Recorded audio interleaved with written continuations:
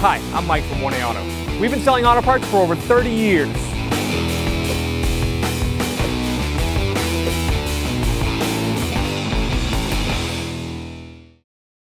If for some reason the vehicle can't be started or the battery is dead and you need to have it towed and it needs to go on the back of a flatbedded tow truck and you want to put it in neutral, but you can't move the shifter, there's a shift lock release.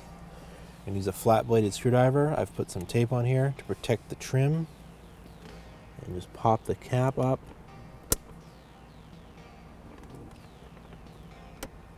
Boop. Put that where I don't lose it. Put the screwdriver down into the opening.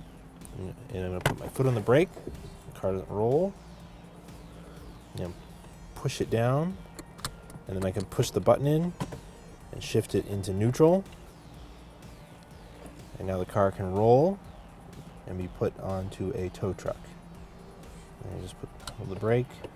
And it won't go into park, so we're going to have to hit the shift lock release again. So if you hit the button, it doesn't go anywhere until you do the manual shift lock release. And then just reinstall the cover.